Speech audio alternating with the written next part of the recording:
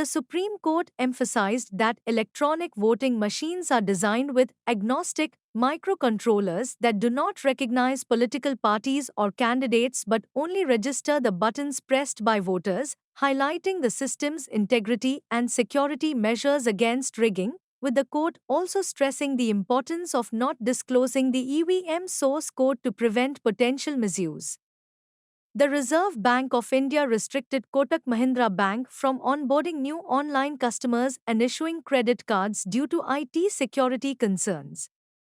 The Election Commission of India is addressing concerns about low voter turnout due to heat exposure during elections by forming a task force with various government bodies to assess and mitigate heat risks, including providing shaded areas, hydration options, and medical services at polling booths, while also emphasizing the need for increased awareness and data collection on heat-related health issues.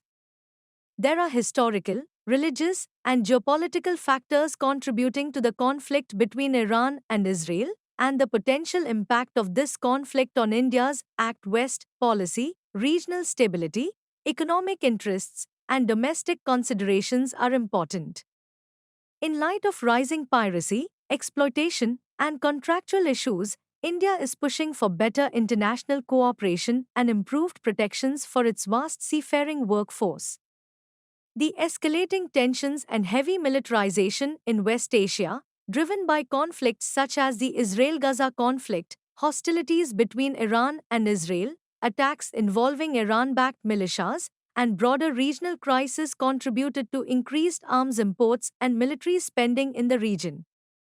Despite aiming to significantly reduce air pollution by 2024, India's National Clean Air Program faces hurdles in implementing clean air action plans and utilizing allocated funds.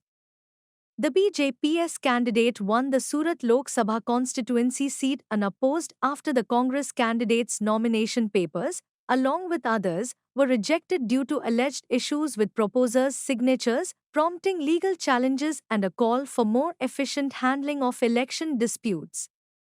The Indian government extends RBI Deputy Governor T. Ravi Shankar's tenure by 1 year, recognizing his service since 1990.